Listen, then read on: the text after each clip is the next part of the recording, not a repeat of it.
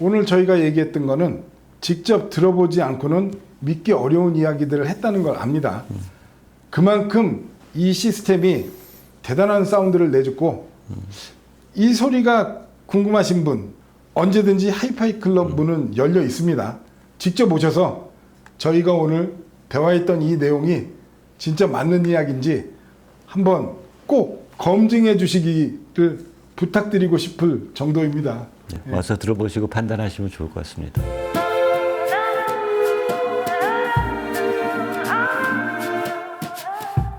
안녕하세요. 하이파이 클럽 한창원입니다. 안녕하세요. 안녕하세요. 이석용입니다. 동호인 이석용님. 네. 또 오늘 어렵게 모셨습니다. 네. 오늘 우리가 여기 있죠. 아빅 오디오 그룹 덴마크요. 아빅에서 새롭게 나온 위에 있는 게 이제 SD588 DAC고요. 밑에 있는 게 i588 인티앰프거든요. 네. 그래서 오늘 이 시간에는 이 i588 인티앰프를 우리가 한번 알아보려고 하는데요. 네. 시간이 많이 걸렸어요, 지금 준비하는데. 네. 많이 걸렸죠. 음악을 너무 많이 들었어요, 저희가. 그죠? 그죠? 그래서 11시 반에 오셔갖고 지금이 4시 15분. 네. 4시간 반에 가깝게 서로 약간 경쟁하면서 네. 서로 듣겠다고. 리뷰를 못하는 줄 알았어요, 오늘.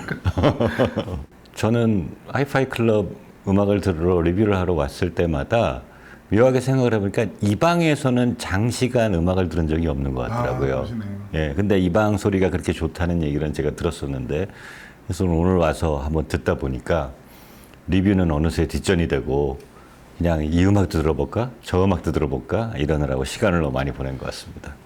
리뷰나 시청회를 할 때 음악을 고르기 힘든 두 가지 경우가 있는데, 하나는 이 시스템을 살려줄 마땅한 음원을 찾지 못해서 그러면서 계속 이것도 아닌 것 같아, 저것도 아닌 것 같아, 그러면서 음악을 고르는 그 어려운 순간이죠. 근데 이제 오늘 같은 경우는 트는 음악마다 모든 게 오디오 파일용 음원처럼 나오는, 샘플러처럼 나오는 느낌? 그러니까 야, 이것도 좋을 것 같아, 저것도 좋을 것 같아. 그래서 저희가 오늘은 이제 i588 이 인티앰프 리뷰를 하면서 이제 3곡의 음악을 고르기로 했는데 네. 도저히 안 되겠다. 그래서 거기 한 3곡을 더 추가해서 여섯 곡이 된 거죠? 6곡을 네. 잠깐 들어보면서. 근데 사실 이 아빅 i588 이 인티앰프가 할 이야기가 진짜 많은 그 앰프라서 과연 이 앰프에 대한 소개와 음악과 그거를 우리가 시간 안에 담아낼 수 있을지 그것을 걱정해야 될 정도로. 네. 어차피 뭐 이 앰프에 대해서는 공부 하나도 안 하고 오시잖아요. 그럼요. 저는 와서 이게 D클래스 앰프다. 300W, 600W 나온다고 한다. 첫 질문이 저 앰프 출력이 얼마예요? 네. 부터 물어보셨죠. 네. 되게 멋있게 생겼다. 네. 자, 이 i588은 우리가 일반적으로 이제 앰프 리뷰를 할 때 많이 나오는 어떤 출력이라든가 증폭 방식이라든가 스펙 같은 것으로 설명이 안 되는 그런 앰프입니다. 어떤 아빅의 설계 철학을 관통하는 키워드는 딱 하나, 노이즈입니다. 노이즈. 전원부라든가 증폭부, 심지어 셰시와 하단에 있는 받침대까지 적용된 기술은 저마다 다르지만 결국에는 하나의 목표를 향해 가고 있는 게 바로 노이즈를 줄이는 건데요. 과연 이 아빅 588 인티앰프가 무엇이 특별한지 하나씩 알아보는 시간과 함께 음악도 들어보도록 하겠습니다. 사실 요새 제가 자주 하는 이야기가 있어요. 프리 파워앰프 분리형보다 그 예산으로 이렇게 좋은 인티앰프에다가 파워코드 같은 케이블에 투자하는 것이 더 좋은 음질을 내준다는 것인데요. 제 경험도 그렇고 그만큼 이제 하이엔드 오디오에서 케이블의 역할이 더 중요해졌다, 이렇게 볼 수도 있겠죠. 예를 들어 이렇습니다. 1000만 원의 예산이 있다면 뭐 파워앰프에 한 400만 원, 프리앰프에 한 400만 원, 그리고 전원 코드 케이블에 100만 원 정도 이렇게 배분하는 것이 일반적이죠. 네. 근데 이제 제 생각은 이렇게 소위 말하는 똘똘한 인티앰프에 한 700만 원을 투자하고 파워코드에 한 300만 원을 투자하는 게 더 좋은 음질을 만들어낼 수 있다. 그것을 주제로 오늘 이 리뷰를 한번 진행을 해볼 텐데요. 인티앰프 리뷰인데 왜 갑자기 케이블 이야기를 하냐? 결국에는 케이블로 음질이 좋아지는 이유도 노이즈의 영향을 줄이기 때문이고, 이 i588 인티앰프는 한 발 더 나가서 설계 단계부터 각종 노이즈에 대한 대비책을 차곡차곡 쌓아올린 그런 앰프라 할 수 있는데, 저희가 이제 음악을 많이 들었다고 그랬는데 오늘 음악 진짜 많이 들으셨잖아요. 많이 들었죠. 나중엔 진짜 서로 막 아이패드를 뺏어가면서 뺏어가면서 예. 어떠셨어요? 뭔가 하이엔드의 극한을 듣는데 이 하이엔드의 극한이 완벽한 음악적 감성을 충족시키는 그런 경험. 그래서 한 곡 듣고 좋은데 이 곡은 어떻게 이것도 좋은데 이렇게 하다 보니까 이 곡은 어떻게 나지? 이 곡은 어떻게 나지? 이런 생각이 들었고, 저희가 오히려 듣다 보니까 일반 하이엔드적인 어떤 테스트를 할 때 들었던 곡들보다 우리가 어려서 70년대, 80년대 즐겨 들었던 팝이나 뭐 이런 장르의 음악을 우리가 어려서 들었던 그 감성이 이 최고 수준의 하이엔드적인 음질에서도 어떻게 완벽하게 발현되는가. 이게 저는 중반 이후부터 굉장히 궁금했던 것 같고, 결론적으로 말하면 이 두 마리 토끼를 잡았다. 이런 생각이 듭니다. 이 i588은 이제 최근에 출시된 인티앰프죠. 옆에 있죠. 저게 이제 i880이라고 네. 이게 이제 아빅에서 나오는 플래그십 인티앰프거든요. 제일 상급 모델. 예. 그 플래그십 인티앰프인 이 i880의 기술을 이어받아 오디오그룹 덴마크의 수장이 마이클 보레센이죠. 그리고 그리폰 창업자인 플레밍 라스무센 씨가 공동 설계로 이 i588 인티앰프를 만들었다 합니다. 그래서 이게 588이고요. 파생 모델은 이제 밑으로 288, 188이 있는데 여기서 또 하나 재밌는 게 있습니다. 보통 이제 일반 브랜드 같은 경우는 같은 시리즈의 모델은 등급이 올라갈수록 출력이 올라가는 경우가 많죠. 크기도 조금씩 다르고. 근데 이 외관하고 출력 수치는 요 세 가지 모델이 완전히 동일해요. 달라지는 것은 등급이 올라갈수록 그 오디오그룹 덴마크의 독점 기술이죠. 테슬라 코일, 노이즈 저감 소자 적용 개수가 달라서 등급 차이가 나고 가격 차이도 꽤 납니다. 마치 암수스 케이블의 어떤 그 그레이드 원리하고 그렇죠. 유사하네요. 네.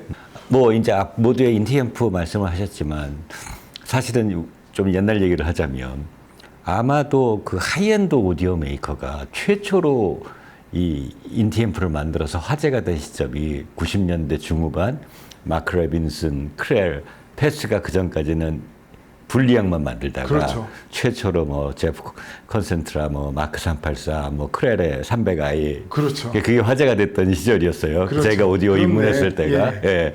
그래도 그 당시까지만 해도 꽤 오랫동안 그래도 인티앰프 쓰다가 불리형 가보면 확실히 불리형이 좋아, 이제 이런 생각을 많이 했는데, 요즘은 보시면 인티앰프를 쓰시는 분들이 굉장히 많이 늘어나더라고요. 근데 그게 어떤 공간적인 이런 그 편리함도 있고, 그 다음에 이제 하이엔드의 분리형이 워낙 또 가격이 높아지다 보니까 그런 좀 엑기스 정수를 좀 합리적으로 느끼고 싶다라는 것도 있지만, 실제 20년 이상 시절을 지나면서 이 하이엔드 오디오 메이커들도 이 인티앰프의 기술적인 완성도나 이런 것들을 높이는데 굉장히 큰 노력을 한 것 같기는 해요. 그래서 그런 면들도 반영이 돼 있는 거 아닌가, 그런 생각은 듭니다. 그런 면들도 있고, 이제 제 생각에는 오디오 환경이 많이 달라진 것 같아요. 그쵸. 그러니까 네. 저희가 이제 예전에 이제 LP부터 시작해서 CD를 갖고 이제 컴퓨터 스트리밍이었다가 요새는 이제 뮤직 서버의 네. 어떤 중요성이 되게 대두가 되는데, 이런 네트워크 스트리밍으로 이제 오디오 환경이 넘어오면서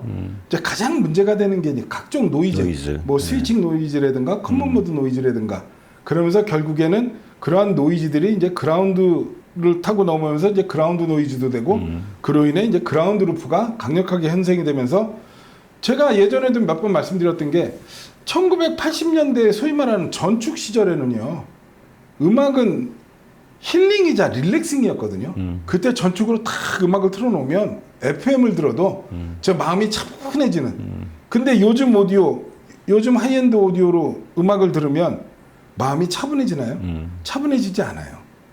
약간 긴장되는 쪽으로 가는 거죠. 네. 그러다 보니까 어떻게 보면 대중음악도 예전 음악에 비해서, 오늘 우리가 올드팝송을 많이 들었지만 굉장히 심플해지고 단순해지는 어떤 반복적인 훅 같은 리듬으로 그냥 이렇게 음악이 진행되는 경우도 있잖아요. 네. 그런 것처럼 오디오 이제 환경이 바뀌다 보니까 제가 주장하는 아주 괜찮은 인티앰프에 좋은 파워 코드나 케이블을 연결을 해주는 게 최종 결과물로 봤을 때는 같은 가격대의 예산으로는 인티앰프의 케이블의 투자가 훨씬 더 좋은 음질을 내어줄 수 있는 그런 세상이 왔다. 저는 그렇게 얘기하고 싶은 겁니다.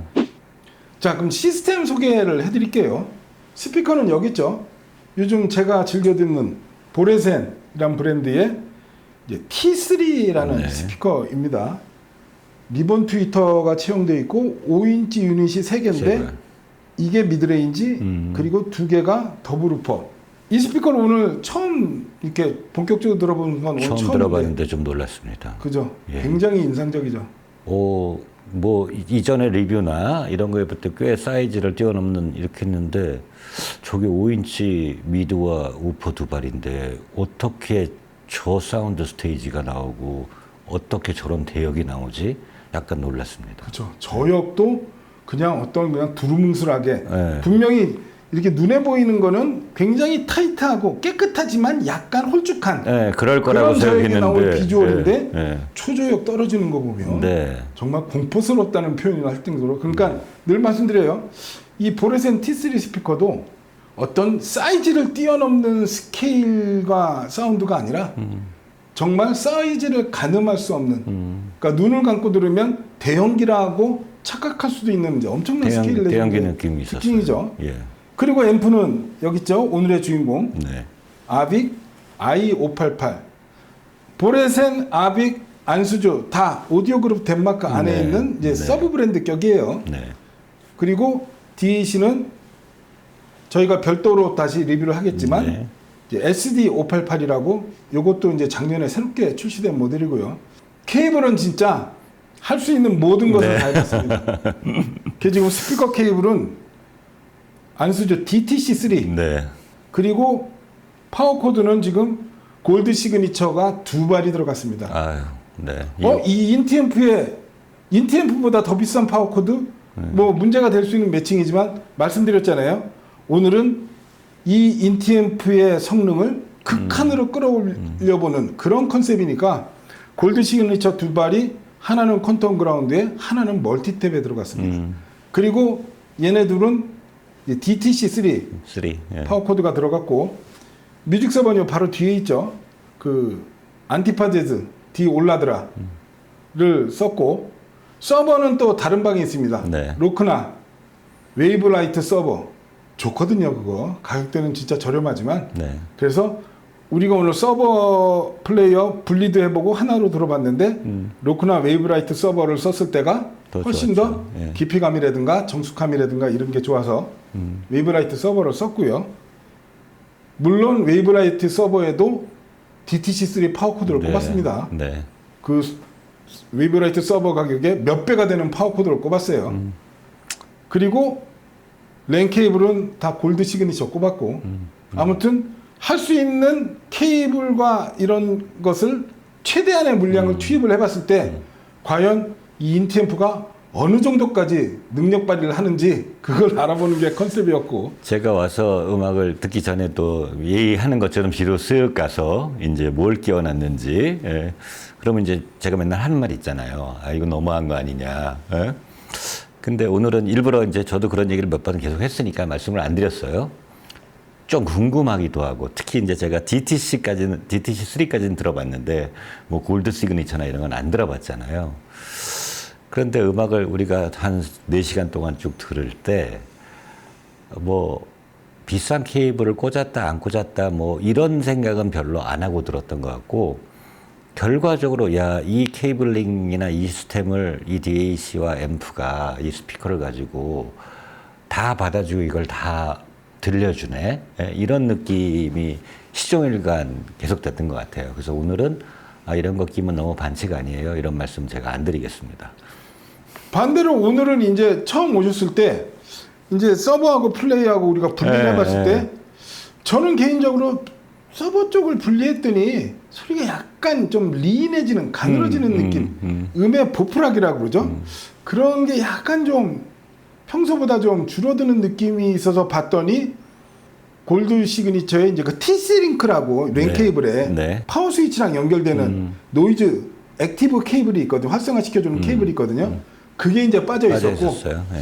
그거 끼니까 좀 낮았는데 그래도 조금 아쉬움이 들어갔고 로크나 웨이브라이트 서버에 이제 DTC3를 꼽아줬더니 네. 그죠? 오늘은 오셔갖고 소리가 점점 좋아지는 경험을 네. 하셨어요. 아니 그리고 우리 세팅하면서 타이달로 해보고 코버스로 해보고 서버 분리했다가 해보고 지금 말씀 소리가 확확 바뀌니까 저는 시작부터 야 이렇게 차이가 난다고 이거를 이 미세한 차이들을 너무나도 이 시스템이 바로바로 알려주는 거예요. 그렇죠. 그냥 몸 풀고 이제 이것저것 들어볼까 하는 와중에서도 열심히 집중해서 듣는 게 아니고 그래서 야 확실히 이게 극도의 어떤 이 노이즈 캔슬링이라든가 하이엔드적인 것들을 쭉 추구했을 때 그게 인티앰프일지언정 우리한테 되게 완성도 있는 이런 음악을 들려줄 가능성이 높구나. 예, 이런 시스템이구나. 이런 인상을 받았습니다. 그렇죠. 그 타이달과 코브즈의 음질 차이도 나는 건 알고 있었지만 오늘처럼 그냥 약간 극적이다 했을 정도로 차이가 났고 네. 심지어 이제 저희가 일반 아이패드가 있고 그러니까 프로가 그거 있죠. 근데 그거 진짜 짜증났고 저희가 왜냐면 음악 서로 주겠다고 아이패드 갖고 막 싸우고 그래서 하나 더 갖고 오셨잖아요. 네. 예. 참. 아이패드 프로로 갔더니 확실히 예, 확실히 달라지고. 달라지고 이런 거. 그러니까 이렇게 얘기하고 보니까 우리가 4시간 반 동안 예. 시간을 보낼 수밖에 보낸 이유가 있는 네, 거죠. 없었구나. 예. 이제 그거를 할 수 있겠는데 저희가 첫 곡은 어느 곡 들어볼 거죠? 일단은 첫 곡은 저희가 조금 심플하고 기본적인 곡으로 한번 골라보자. 그래서 이제 션 컬빈이라는 이제 포크 쪽의 가수분이죠. 그 여성 가수분이 부른 Killing the Blues라는 이런 곡을 골라봤습니다.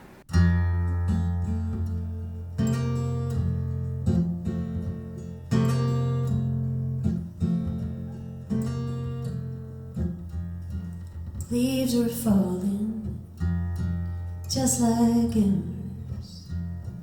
And colors, red and gold, they set us on fire.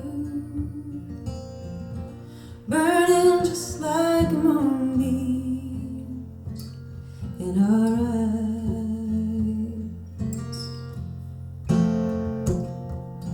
Somebody said they saw me swaying the world by the tail, bouncing over a white cloud, killing the blues.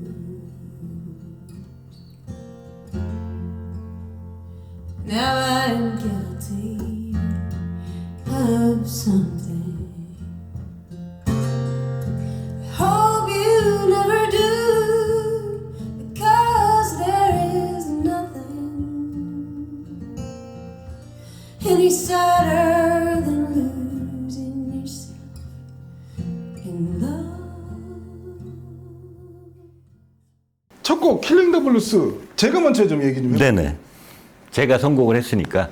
이 i588이 노이즈를 제거하는 어떤 그런 부분을 굉장히 이 집중한 그런 앰프니까 좀 정숙한 배경이 나오는 여성 보컬곡을 하나 골라보자.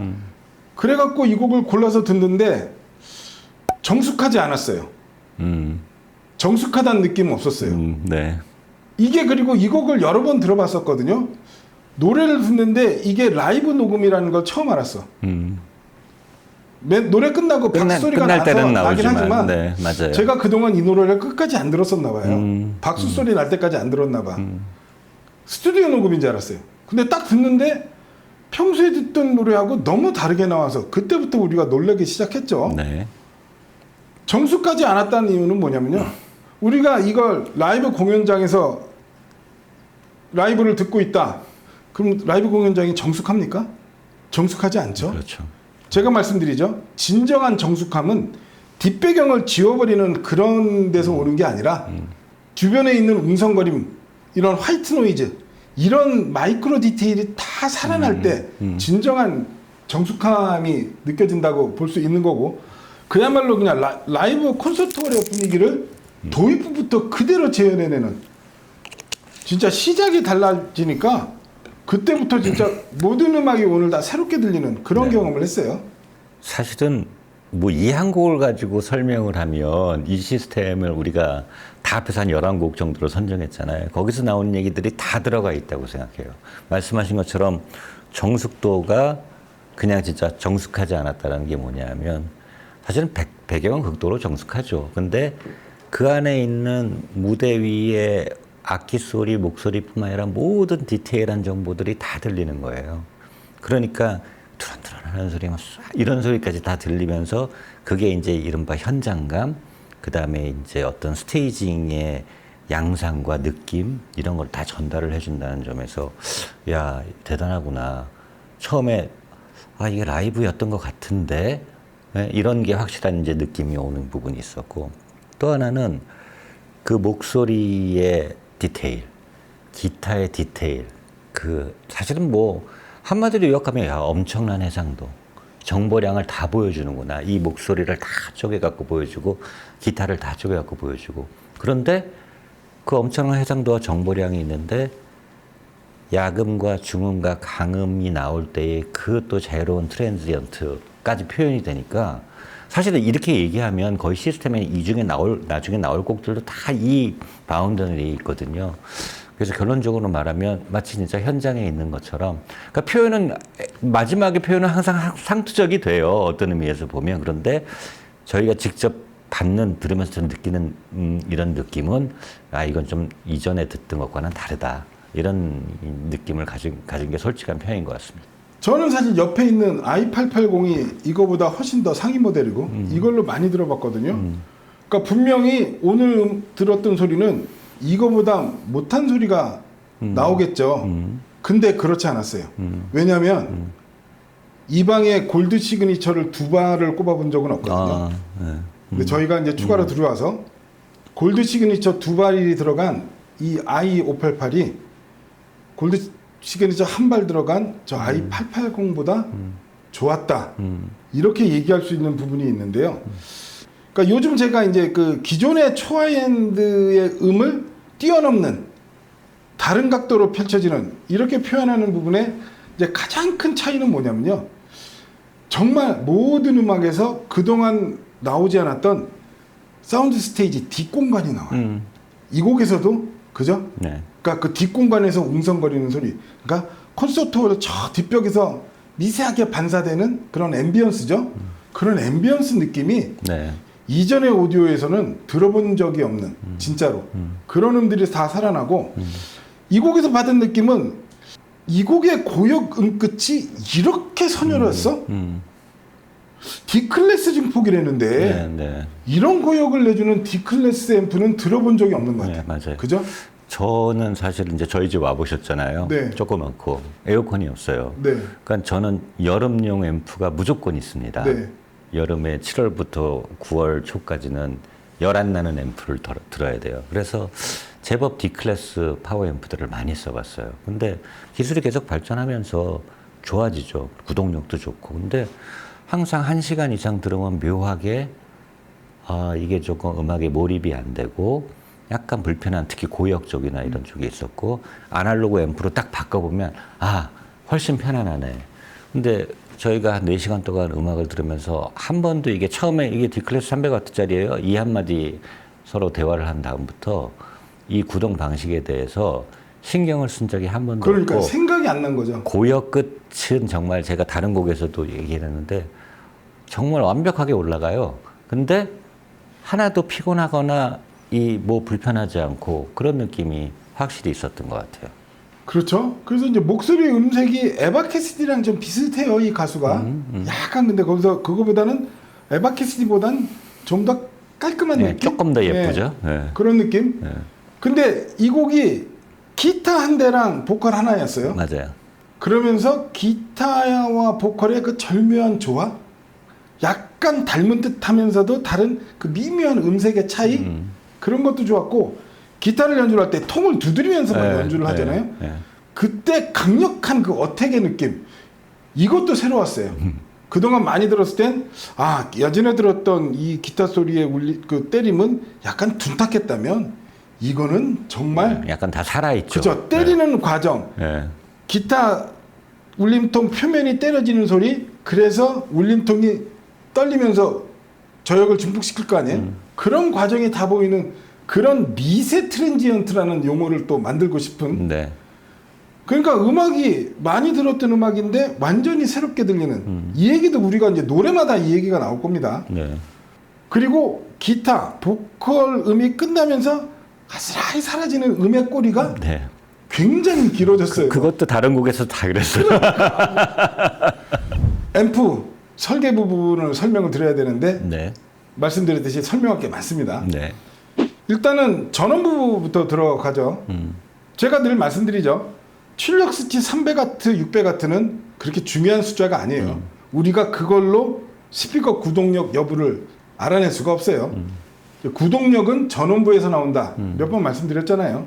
근데 사실 오디오 기기에서도 가장 큰 노이즈원 중에 하나는 전원부라고 해도 되거든요. 왜냐하면 가장 큰 전력을 다루기도 하고 전기가 처음 들어오는 순간부터 이미 외부에서 들어온 노이즈까지 해서 같이 노이즈의 들어오니까. 문제가 이제 시작이 된다. 이렇게 얘기할 수 있겠죠. 많은 하이엔드 오디오들이 이제 리니어 전원부를 많이 사용하죠. 노이즈가 상대적으로 가장 적기 때문이라는 게 일반적인 이야기인데 하지만 리니어 전원부 역시 문제가 없는 건 아니거든요. 대용량의 전력을 다루다 보니까 진동이나 네. 공진 네. 이런 게 문제가 되고 그리고 이 앰프 제작자 마이클 보레센 씨의 주장은 커패시터를 충전하는 짧은 순간의 과정에 정류 다이오드가 켜졌다 꺼졌다를 반복하면서 급격한 전류 변화가 생겨 노이즈가 발생하기도 한답니다. 그리고 이제 또 스위칭 전원부, 리니어 전원부, 스위칭 전원부가 이제 가장 큰 방식이죠. 스위칭 노이즈가 발생한다는 건 우리가 이제 익히 알고 네. 있는 거고. 그래서 이 i588에는 어떤 전원부가 들어가냐? 네. 리니어 전원부도 아니고 스위칭 전원부도 아닙니다. 엄밀히 얘기해서는 이제 스위칭 전원부의 일종으로 봐야 되겠지만 여기서 얘기하는 전원부는 공진 모드 전원부라고 레조넌트 모드 파워 서플라이를 사용했다고 합니다. 네. 그러니까 보통 스위칭 전원부는 온오프 사각파를 쓰잖아요. 네. 그 과정에서 스위칭 노이즈가 발생을 하는데 이 전원부는 거의 사인파에 가깝게 동작하면서 소위 말하는 이제 스위칭 노이즈를 만들어내지 않는다. 이렇게 얘기할 수 있고 그 결과 이제 매우 낮은 노이즈 레벨과 낮은 출력 임피던스의 특징을 갖는 게 또 이 레조넌스 모드 파워 서플라이라고 합니다. 네. 그리고 일반 스위칭 전원부와 다른 점은 아까 말씀드렸듯이 일반 스위칭 전원부는 주파수는 고정이 돼 있어요. 앰프의 출력은 굉장히 가변적이잖아요. 그래서 앰프가 굉장히 큰 전력을 요구를 할 때 스위칭 전원부가 할 수 있는 방법은 계속 온의 모드를 유지를 많이 하면서 그거에 대응을 해야 되는데 그러다 보니까 이제 음의 피크 시에 어떤 한계를 드러낼 수 있는 그런 이제 기술적인 문제가 있는 부분이지만 이 레조넌스 모드 파워 서플라이는 주파수를 조정해서 전력 밀도를 높이고 그렇게 함으로써 왜곡 없이 높은 피크 전류를 보장할 수 있다고 합니다. 그러니까 오늘 우리가 음악을 들으면서 아까 말씀하셨던 것처럼 이게 D클래스 증폭인지 A클래스 증폭인지 그냥 아무 생각이 안 들 정도로 그냥 음악에 빠졌고 어떤 초저역이 구르렁거리는 대편성의 그 스케일 있는 음악에서도 요 대목에서는 D클래스의 스위칭 파워도 보니까 좀 아랫도리가 약간 허전하긴 하네. 뭐 허전하든지 딱딱하다든지 이렇게 되죠. 그런 게 네. 진짜 1도 없었어요. 네. 그죠? 네. 그러면서 그냥 모든 음악이 엄청난 스케일, 다이내믹 레인지로 온 것 이유 중에 하나는 이 이제 전원부의 역할도 대단했다. 이렇게 얘기를 할 수 있겠죠. 증폭부도 넘어가겠습니다. 아까 말씀드렸던 이제 D클래스 증폭이라고 그랬는데 이제 증폭 소자를 파스칼이라는 이제 덴마크 회사의 UMAC 모듈을 사용한다고 합니다. 또 이 증폭부의 특징은 보통 이제 D클래스 증폭이 이제 삼각파, 트라이앵글 웨이브를 기준으로 해서 D클래스 증폭이 만들어지는데 지금 이 UMAC 모듈은 여기에 삼각파 대신 사인 웨이브를 기준 파형으로 또 쓴다고 합니다. 네. 그러니까 전원부에서는 사각파 대신 사인파를 써서 노이즈를 없앴고 이 증폭부에서는 보통 일반적인 D클래스가 쓰는 삼각파 스위칭 신호가 아니라 사인파를 또 써서 노이즈를 없앴다는 걸 알 수 있겠죠. 그렇게 해서 이제 회로 자체의 필터링이 덜 필요해지고 결과적으로 이제 출력 임피던스도 낮아진다고 합니다. 출력 임피던스가 되게 중요하잖아요, 앰프에. 네, 그렇죠. 그래야지 이제 스피커 구동력이 좋아지니까. 그러니까 결국 전원부하고 증폭부 이것만 놓고 봐도 저음부터 고음까지 모든 음역대에서 일관성 있는 성능을 낼 수 있는 그런 기반으로 음악을 들었더니 오늘 모든 음악이 이렇게 들리더라. 네. 이렇게 얘기할 수 있겠죠. 자, 그럼 우리가 이제 광분에서 들은 두 번째 곡 파트가 있어요. 네네. 그러니까 아까 첫 곡 들었던 이제 킬링 더 블루스를 듣고 우리가 광분을 했던 게 이 곡에서 고역이 이렇게 나지는 않았는데 이렇게 공간감이 나오지는 않았는데 흥분하면서 갑자기 휘를 받아서 네. 정말 많은 곡의 팝송은 네. 올드 팝송을 들어봤어요. 네. 제가 최근에 집에서 약간 며칠 사이에 7080 음악을 좀 듣긴 했어요. 그래서 여기 왔을 때 처음에 우리 웜업하면서 테스트로 한두 곡 걸어봤는데 어라? 이렇게 된 거예요. 그래서 본격적으로 클래식 곡도 고르고 재즈 곡도 고르고 쭉 하면서 이런 팝 음악을 좀 골라봤더니 와 너무 신기하고 재밌어서 계속 이참에 이것도 넣어서 하자. 그래서 곡도 늘어나고 이렇게 됐습니다. 그래서 저희가 곡을 4곡 정도 골라봤어요. 첫 번째는 이 추억 돋네요. 조지 베이커 셀렉션의 I've Been Away Too Long이라는 일종의 70년대의 뭐 약간 발라드적인 감성을 가진 곡이고요. 두 번째는 이 곡을 들으시면 아마 80년대 초반에 한국의 대학 사운드 그룹들이 많이 리메이크를 했던 이제 밥 시거 앤드 실버 블랙 밴드의 All Time Rock and Roll. 제목만 들으시면 모르실 수 있는데 음악 들으면 금방 아실 거예요. 제가 고등학교 사촌 형들이 좋아하던 이 로버트 팔머의 Bad Case of Loving You. 그리고 마지막 곡은 이 곡도 저희가 고심했어요 진짜. 이거 넣어도 되나? 예, 이걸 넣어도 되나? 이게 이 독일 듀오입니다. 여성 듀오 바카라의 Yes I Can Boogie라는 70년대 이제 유러피안 댄스 디스코 음악이고 이 음악을 고를 때 가장 강력한 경쟁 음악이 하나 있었죠. 도나 서머의 Love to Love You Baby는 좀 너무한 거 아니야? 예. 그리고 이제 모나코도 있었고. 모나코도 있었고. 근데 모나코는 저희가 음원을 못 찾았고. 네네. 그래서 추억 돋는 곡 4곡을 좀 짤막하게 한번 쭉 들어보겠습니다. 네.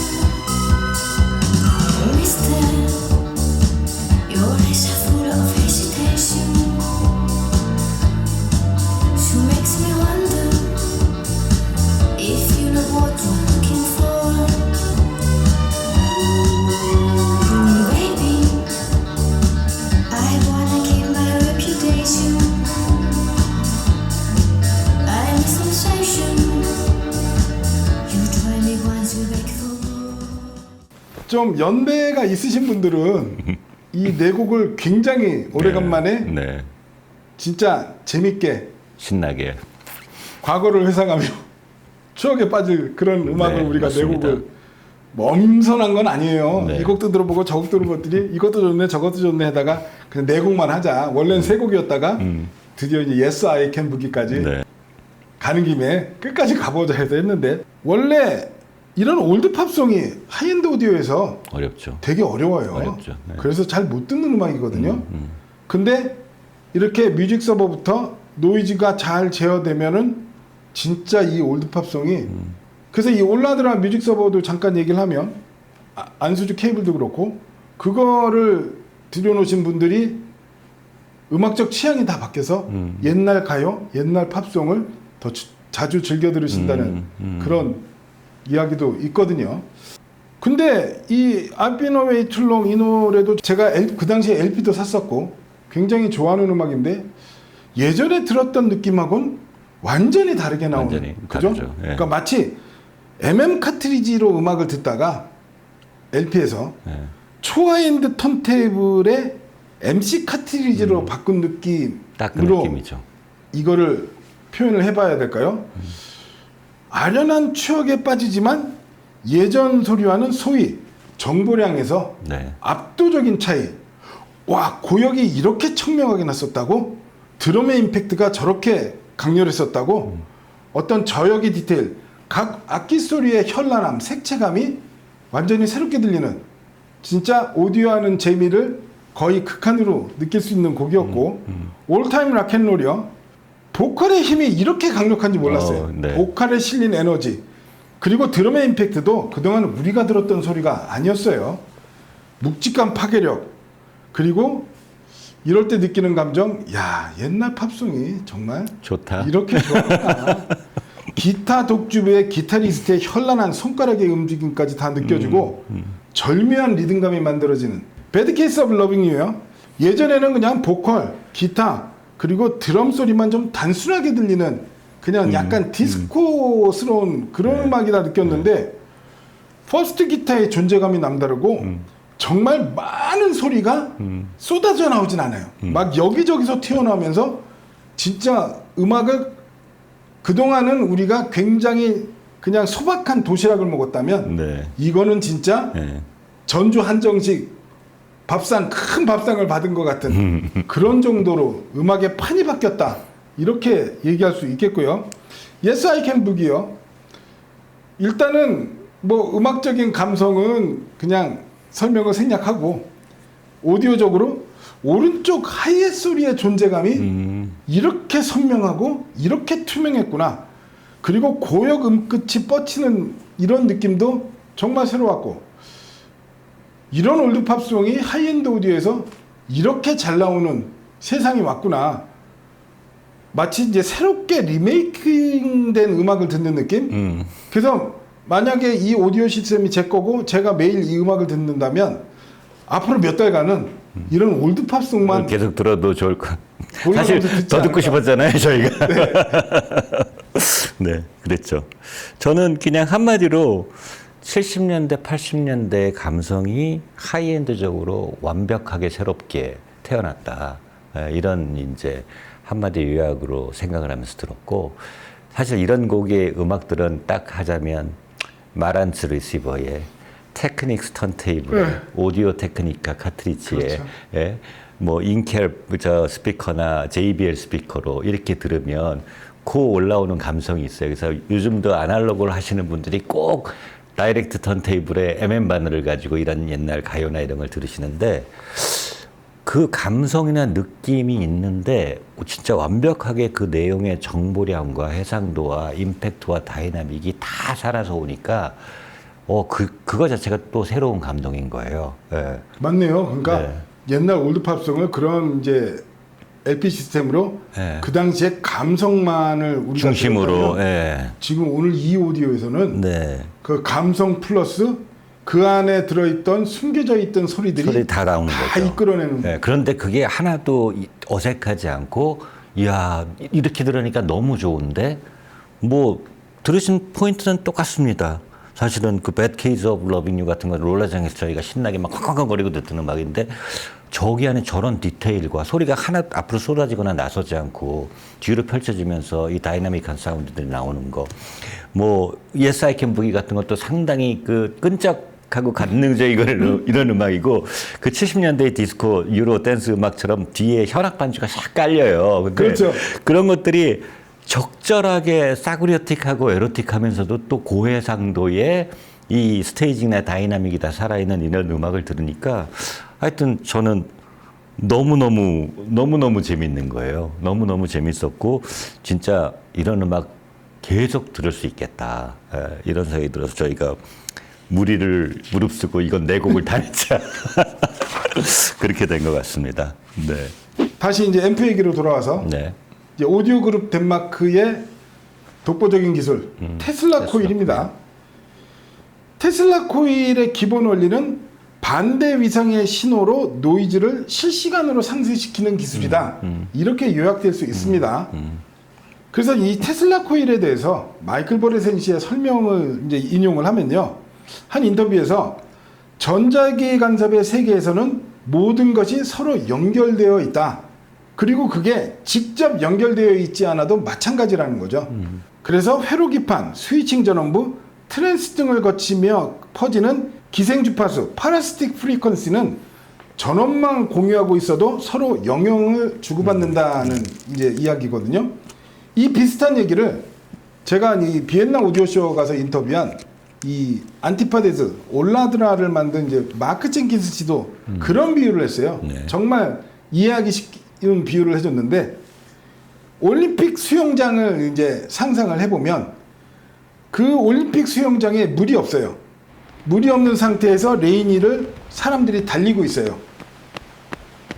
그걸 한번 상상을 해보면 네. 일반적인 사람들이 전기가 그렇게 흐르고 있다고 믿고 있다는 거죠. 서로 간섭을 안 주는. 근데 거기에 물이 채워지고 이제 그 레인 위에서 물 위에서 수영하는 선수들이 수영을 할 때 3번 레인에 있는 수영 선수가 만들어낸 물결 파동이 옆에 레인에 영향을 주게 되고 그래서 보통 이제 올림픽 수영 경기 보면 예선 1등한 선수를 4번 레인에 배치하죠. 왜? 거기가 그 사람이 속도도 제일 빠르고 다른 선수의 물결의 영향을 덜 받으니까 4번 레인을 1등을 자리 주잖아요. 아무튼 물 위에서 수영을 한다면 그 수영 선수가 만들어내는 물결이 다른 선수에 영향을 미치는 전기는 그렇게 전자기파로 흐른다는 거죠. 네. 그래서 이제 이 네트워크 스트리밍에서 노이즈가 왜 문제가 되냐? 거기 4번 레인에 커다란 범고래가 헤엄을 치고 있다고 생각을 해보면 범고래가 엄청난 크기로 엄청난 물결을 만들 거 아니에요? 그러니까 뮤직 서버의 CPU가 범고래에 비유할 수 있을 정도로 엄청난 노이즈를 만들어내고 그렇게 되면 옆에 아무리 초전밀 클럭이 붙어도 이 디지털 오디오는 정확한 신호를 만들어낼 수 없다는 그 이야기를 하고 그러면서 노이즈를 줄인다는 거는 그 범고래를 훈련시킨 작은 돌고래를 만든다는 거예요. 그래서 돌고래가 작은 사이즈로 4번 레인을 매끄럽게 쫙 뻗어나간다면 물결 파동도 작아질 거고 옆에 레인에 있는 수영 선수도 영향을 덜 받는 그런 설명을 했었는데 이제 그거랑 비슷한 얘기를 네. 이렇게 한 것 같습니다. 네. 이해가 쉽게 되네요. 네, 되게 이해가 쉽게 되죠. 네. 그래서 이 i588에는 액티브 테슬라 코일이 108개, 네. 그리고 액티브 스퀘어 테슬라 코일이 240개가 들어가 있고 등급이 이제 올라갈수록 이 숫자가 들어가니까 밑에 288, 188은 그 코일 개수가 줄어드는 그렇게 해서 등급이 나는 이제 그런 인티 앰프입니다. 그리고 이제 또 하나의 또 이 오디오 그룹 덴마크의 또 대표적인 기술이 이제 안티 에어리얼 레조넌스 코일 기술이 있어요. 네. 그래서 테슬라 코일이 이제 회로기판 안쪽 기판 위에서 발생하는 노이즈를 다뤘다면 안티 에어리얼 레조넌스 코일은 케이블 쪽 노이즈를 다루는 기술이거든요. 안수지에서 얘기하는 이제 이 케이블은 3m짜리 케이블은 3m짜리 안테나랑 똑같이 네. 공기 중에 이제 RF를 흡수를 해갖고 그게 오디오 기기로 이제 노이즈가 전이 된다는 거고요. 이 안티에어리얼 레조넌스 코일은 이 노이즈를 코일 하나가 흡수하고 반대 방향으로 가면 카운터 코일이 상쇄시켜 제거하는 기술이거든요. 네. 그래서 이 i588에는 또 AARC의 최상위 등급이 이제 골드 AARC가 있거든요. 이 골드 AARC는 실버, 골드 도금의 구리 코일에 지르코늄 로드를 추가해서 노이즈 상쇄는 물론 기계적 공진 제어까지 하는 기술이 골드 AARC로 그게 이제 골드 시그니처 케이블급에 들어가 있는 기술이거든요. 네. 그거를 여기에 7개를 넣어서 노이즈를 없앴다고 합니다. 그리고 아날로그 디더 서킷이 있는데 아날로그 디더 서킷은 저희가 요 다음 편에 이어질 SD588에서 얘기를 할게요. 얘기가 좀 너무 길어지는 거 가니까. 네. 그리고 이제 5번째 곡을 우리가 들어보죠. 아, 그렇죠. 5번째 곡이 된 거네요. 예. 이제 흥분을 좀 가라앉히고 저희가 이 안토니오 포르치오네 쿼텟이 연주한 타란텔라라는 곡이고요. 어쿠스틱 기타와 첼로와 베이스와 퍼커션 드럼 이렇게 이루어진 쿼텟인데 아마 또 짜릿한 느낌으로 한번 이 시스템을 감상할 수 있는 이런 곡이라고 생각이 들어서 저희가 선정해 봤습니다.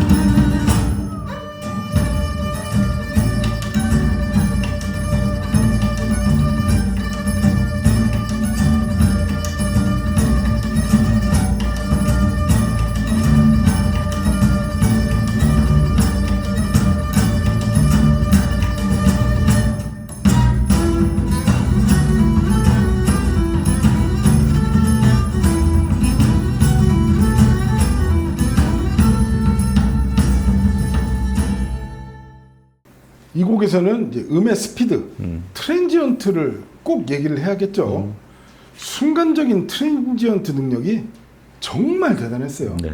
이 빠르게 엇박자로 연주되는 이 기타의 절묘한 손놀림이 그대로 다 표현되면서 또 이 사람이 이렇게 보면 기타 태핑하죠. 태핑을 하면서 네. 기타 몸통을 치는데 거기서 나오는 순간적인 다이내믹이 와 대단하다고밖에 얘기할 수 없었고 그러면서도 첼로의 질감도 정말 사실적이고 사중주인데도 불구하고 무대 맨 앞열에서 직관하고 있는 느낌의 이 거대한 스케일 이 스케일을 어떻게 할 거냐고요.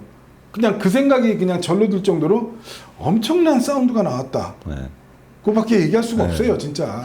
한 대표님의 설명을 듣고 있으면 야 제가 이 곡을 고른 의도가 너무 잘 전달이 되었구나 이 시스템에서 약간 그런 뭐 제가 한 것도 아닌데 그런 쾌감이 좀 느껴지는 다행입니다. 예, 이 곡이 사실은 스튜디오 앨범에도 있어요. 근데 라이브 곡을 고른 게 라이브가 훨씬 더 생생하고 그 트랜지언트가 좋고 정말 내 눈앞에서 무대를 보는 듯한 그런 느낌이 있는데 그래서 저는 이 곡을 일반 뭐 저희 집에서도 많이 듣고 그런데 어디서 들었던 그 느낌보다 훨씬 더 생생하고 훨씬 더 정보량이 많고 훨씬 더 이 트랜지언트의 특성이 높고 스피드가 빠르게 느껴지는데 그 스피드가 참 희한하게 빠른데도 그 안에 디테일이 다 느껴져요. 예. 그리고 뭐 악기의 위치가 굳건하게 정확하게 뭐 자리 잡고 있는 거는 뭐 말할 나위도 없고 그래서 이 곡은 그냥 저희가 이 곡을 통해서 기대하고자 하는 그런 포인트들이 다 너무 높은 수준으로 좋다. 이 시스템에서. 약간 종합판처럼 좋은 저는 그런 느낌을 받았습니다. 네. 제가 사실은 요즘 자주 하는 얘기기도 하고 오늘 몇 번 할 것 같은데 하이퍼 리얼리즘의 느낌이에요. 극사실주의잖아요. 네. 이 곡도 그냥 하이퍼 리얼리즘으로 설명해야 합니다. 네. 그러니까 우리가 그냥 흔히 얘기하는 뭐 장막이 벗겨진 것 같다, 예. 깨끗하게 닦은 유리창을 보는 것 같다. 아니요, 그걸로 표현하기에는 좀 부족한 그런 진짜 아주 극명한 그런 깨끗한 사운드가 경험해보지 못한 사운드가 이렇게 호들갑을 떨 수밖에 없는 그런 음이 나왔어요. 하고 나면 상투적인 표현이 되어버리는데 그냥 무대 앞에 일렬에 내가 직관한다는 그런 느낌? 그런 느낌을 어느 시스템보다도 더 많이 강하게 그렇죠. 받게 되는 거죠. 네. 예. 자, 여기 볼륨단이 있죠. 볼륨단도 이렇게 예쁘게 생겼는데 볼륨단 이야기도 해야 됩니다. 하이엔드 앰프들이 꼭 볼륨단을 얘기를 하죠. 네. 왜냐하면 볼륨단은 사실 프리앰프에서 가장 문제가 될 수 있는 파트거든요. 신호 경로 초반에 있다 보니까 이 볼륨단에서 생긴 음질 감쇄나 왜곡, 어떤 좌우 채널의 편차, 노이즈는 뒤로 갈수록 이제 그대로 증폭되기 때문이잖아요. 그리고 이제 볼륨단에 의한 임피던스 변화, SMB까지 영향을 받기 때문에 볼륨단에서 왜곡이나 음의 손실이 없는 게 굉장히 중요하다 보니까 하이엔드 제조사들이 꼭 볼륨단은 자기네는 뭘 썼다 이렇게 꼭 밝히기도 하죠. i588의 볼륨단도 이제 일반적인 설계랑 또 다릅니다. 약간 독특한 설계인데 작동을 시켜보면 이렇게 디지털 숫자가 짝짝짝 올라가면서 마치 디지털 볼륨처럼 이제 동작을 하거든요. 근데 사실 이 볼륨 노브는 광학 샤프트를 통해서 엔코더와 연결이 되고 실제 신호 감쇄는 아날로그 회로에서 이루어지는 이제 그런 볼륨단이고요. 여기에 또 이제 아빅의 독자적인 인버티드 앰프 토폴로지를 적용해서 볼륨을 크게 줄여도 SMB가 나빠지지 않도록 설계한 이제 그러한 볼륨단이라고 합니다. 즉, 이 볼륨단에서도 노이즈를 줄이기 위한 접근을 했다. 이렇게 이해할 수 있겠습니다. 네. 그리고 뒤에 또 이 앰프에 굉장히 재밌는 기능이 있어요. 이 크로스오버 기능을 얘기해야 되는데요. i588에는 이제 완전한 아날로그 방식의 액티브 크로스오버가 내장되어 있습니다. 사실 이런 인티앰프 안에 아날로그 크로스오버를 넣는 경우가 굉장히 드문 케이스거든요. 네. 네. 처음 들어보는 것 같아요, 저는. 보통은 이제 서브우퍼단 정도 네. 이렇게 단자가 네, 별도로 나와 별도로 있는 경우는 나오는. 있어도 네. 얘는 그 크로스오버 주파수를 다 설정을 해서 만약에 고음부와 저음부의 크로스오버를 이 아날로그 크로스오버로 나눈다 그러면 메인 스피커는 아예 저음부는 받지 않고 예를 들면 100Hz를 딱 잘린 100Hz 이상 대역만 딱 메인 스피커만 받고 서브우퍼에는 다시 100Hz 미만의 저역을 재생을 네. 하고 네. 일반적인 이제 서브우퍼단이 있는 앰프 같은 경우는 메인 스피커에서 전대역이 나오고 서브우퍼가 별도의 그 대역부가 추가되는 거잖아요. 저역부가. 네. 근데 얘는 이 아날로그 크로스오버를 이용을 해갖고 그렇게 완벽한 주파수를 나눈 그런 스피커 시스템을 운영할 수 있는 기능까지 넣어놓은 아주 재미나고 특별한 기능이다 할 수 있겠죠. 거기에 더해서 이제 외부 파워앰프를 추가하는 것도 지원하고 방해안에 문제가 되는 이제 특정 주파수, 룸 모드라고 그러잖아요. 네. 피크가 발생하는 그런 정제파도 정밀하게 조정할 수 있는 그런 기능까지 들어가 있다고 합니다. 케이스 얘기도 잠깐 들어가 보죠. 이게 지금 전면부가 이게 알루미늄처럼 보이는데 알루미늄 재질이 아닌 걸로 알고 있어요. 그래요? 이 방열판 재질까지는 뭔지는 모르겠는데 어쨌든 오디오 그룹 덴마크는 알루미늄을 되게 싫어해요. 그래서 이게 천연 복합 소재 케이스라고 하거든요. 그래서 알루미늄 케이스를 싫어하는 이유는 알루미늄의 상대적으로 얇은 상판과 하판의 공질이 소리를 밝고 날카롭게 만든답니다. 그래서 이제 안수주 케이블도 3세대로 넘어오면서 알루미늄 하우징을 다 안 쓰고 왜냐면 2세대까지는 전부 알루미늄 하우징을 쓰다가 네. 3세대로 넘어오면서 스틸, 쿠퍼, 티타늄 이렇게 해서 등급을 나눴잖아요. 이 아빅 앰프도 마찬가지로 상판과 하판을 샌드위치 구조로 만들어서 티타늄과 두꺼운 구리 시트 사이에 라미네이트 섬유보드를 끼워놓은 그런 구조라고 합니다. 그렇게 한 이유는 이런 히스테리시스를 낮춰서 음악에 더 많은 에너지와 힘을 실어준다는 게 이제 아빅의 설명인데 방금 전에 들었던 음악에서 그렇게 힘이 실리는 거는 이 케이스도 한몫한 거구나. 우리가 그렇게 역으로 이해할 수 있겠죠. 네. 자, 그리고 받침대. 네. 이게 보면 두 개를 스택으로 쌀 수가 있어요. 위에 이렇게 돼 있어 갖고. 그리고 요 사이가 좀 높죠. 네. 요게 또 이제 안수지에서 나오는 닥지라는 걸 설치한 겁니다.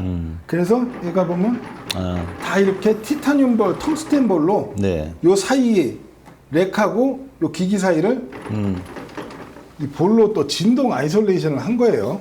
바닥에서 올라오는 기계적 진동이 전자회로 안에서는 전기적 노이즈로 또 영향을 주니까 그래서 우리가 뭐 오디오 렉이라든가 받침대에 따라서 소리가 많이 변하는 건 직접 많이 경험을 해봤잖아요. 네.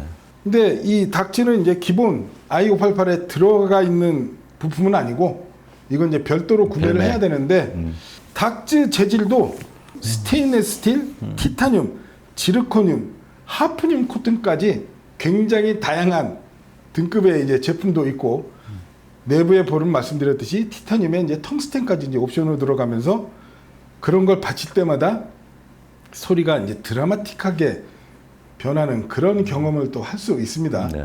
오디오 그룹 덴마크 정말 재밌고 매력적인 브랜딩은 확실한 것 같아요. 아직 제일 중요한 얘기를 안 했었거든요. 네. 밸런스 단자가 없습니다.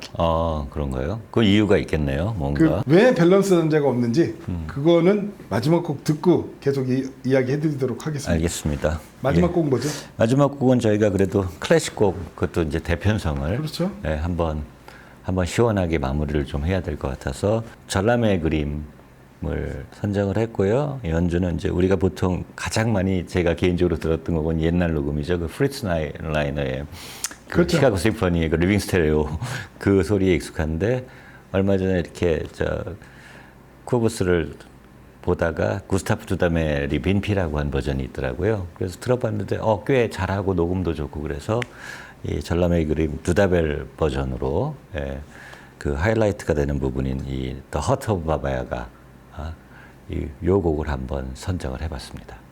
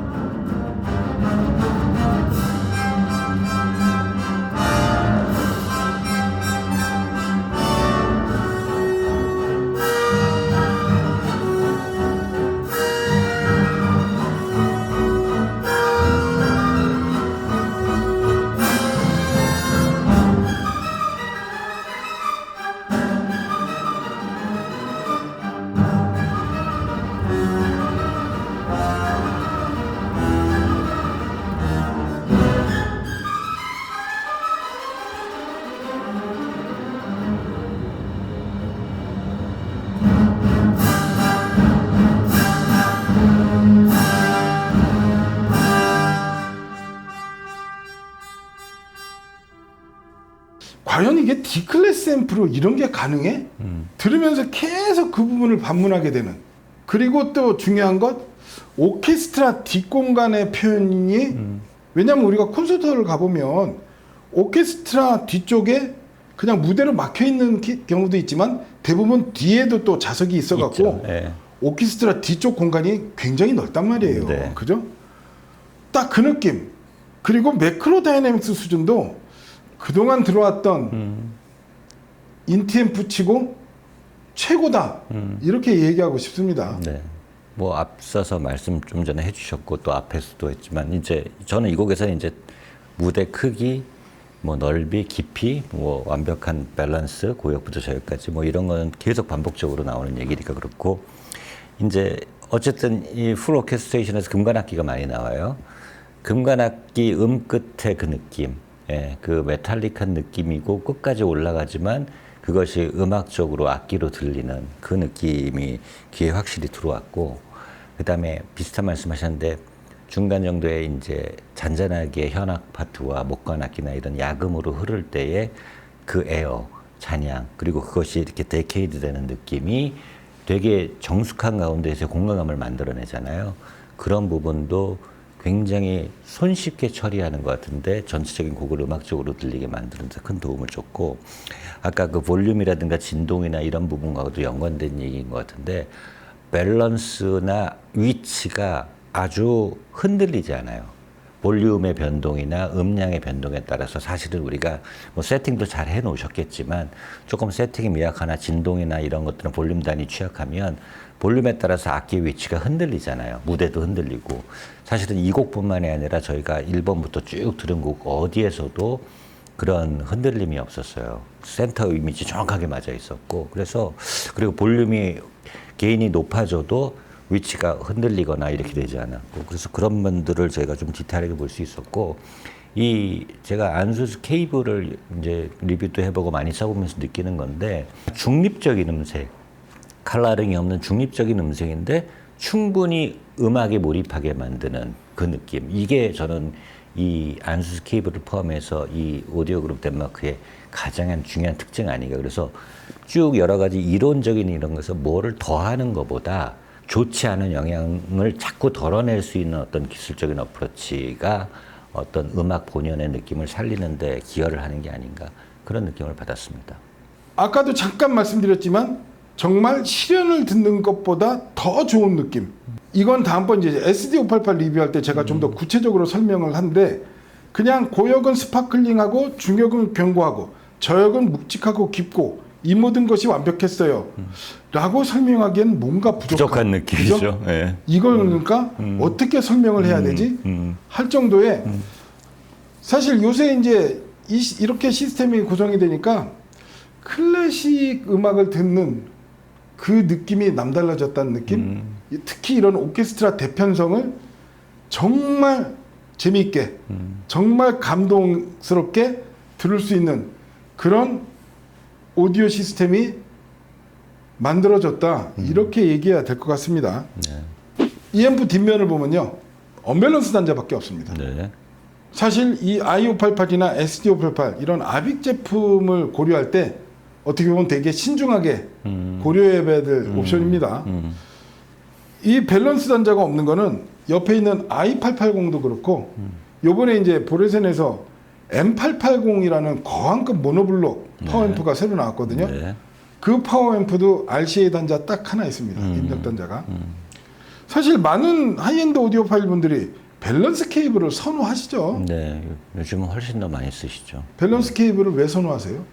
저는 이제 그 길이에 관계없이 동일한 음악 신호를 전달할 수 있다는 게 가장 큰 장점으로 알고 있고, 그리고 사실은 사용하는 기기들이 밸런스 단자를 메인으로 쓰는 기기들이 훨씬 더 많죠, 보니까. 근데 이제 홈오디오에서는 밸런스 케이블이 아무 효과가 없다라는 또 주장도 있어요. 그죠? 엄밀히 얘기해서 풀 밸런스 설계의 앰프와 밸런스 전송 방식이 노이즈에 강한 거는 그거는 사실입니다. 하지만 이에 대해서 이제 제작자인 마이클 보레센은 어떤 확고한 신념 같은 걸 갖고 있는데요. 이제 보레센 공식 인터뷰를 인용을 하면요, 언밸런스 단자만 넣은 거는 기술적인 한계가 아니라 의도적인 선택이라고 합니다. 네. 밸런스와 이제 프로페셔널이라는 단어에 사람들이 이제 흔히 고급스러움을 연상을 하지만, 그리고 더 좋은 것이라고 이렇게 기대를 하지만, 신호를 얼마나 손실 없이 전달하는지와는 이제 별개라는 것이죠. 그래서 마이클 보레센이 말하는 이제 밸런스 케이블의 진짜 이점은 딱 하나, 여러 신호가 한 다발로 묶여서 이렇게 긴 거리를 지나갈 때, 보통 이제 프로용 네. 뭐 공연장이나 이래 갖고 이쪽에서 저쪽까지 한 100m 되는데 밸런스 케이블이 한 10개가 쫙 가야 되는데 그걸 타이로 다 묶어서 갈 때, 그때는 밸런스 케이블이 유리하다. 확실한 이득이 있는데, 홈오디오 이제 하이파이 환경은 그렇게 케이블을 여러 개 묶어서 써본 적이 있으세요? 없죠. 없죠?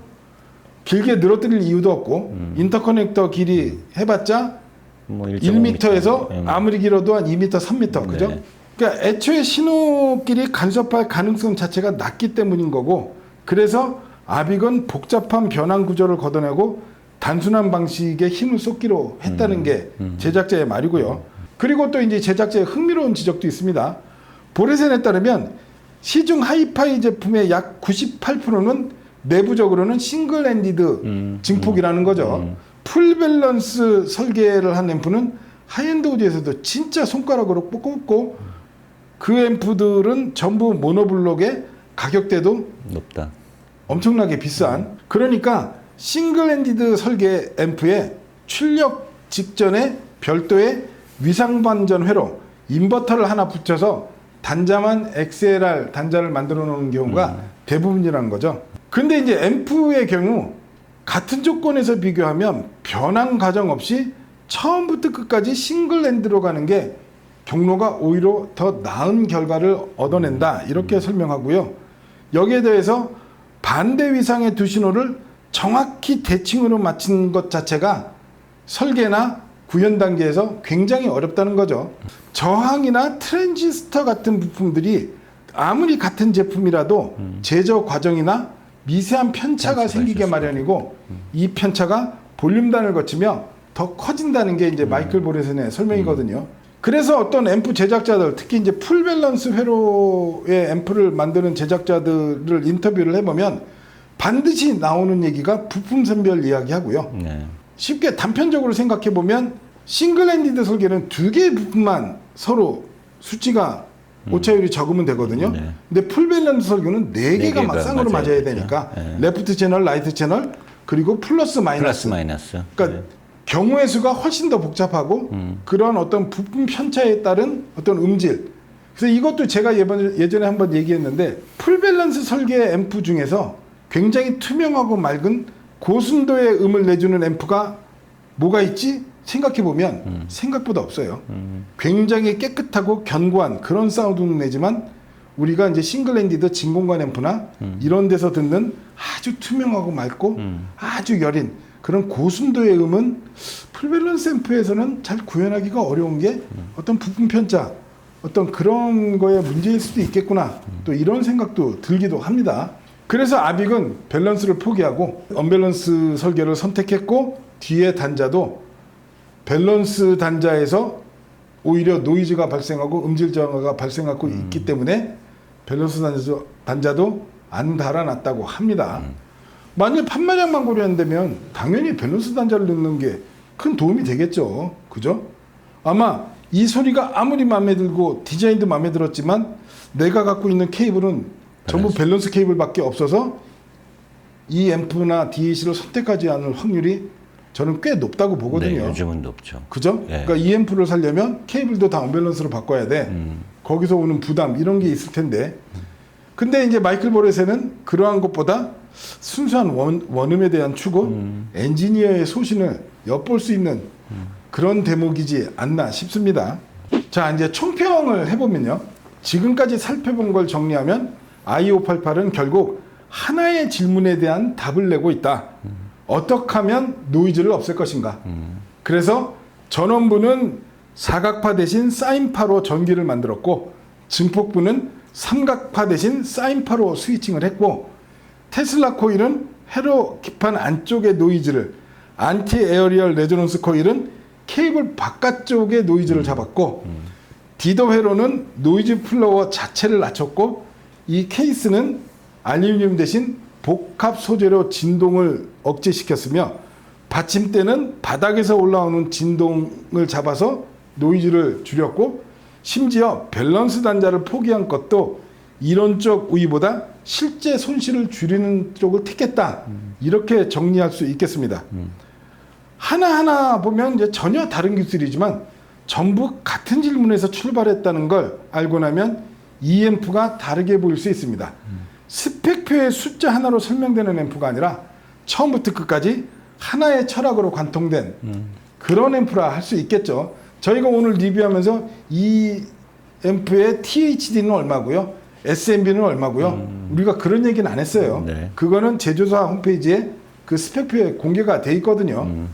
물론 이제 밸런스 단자가 없다는 점은 어떤 밸런스 연결을 선호하시는 분들에겐 분명히 치명적일 수 있겠지만, 그런 선택마저도 원칙 없는 타협이나 노이즈를 대하는 아빅만의 일관된 기준에서 나온 그런 결정이라는 걸 알고 나면 오히려 더 신뢰가 가는 부분이기도 합니다.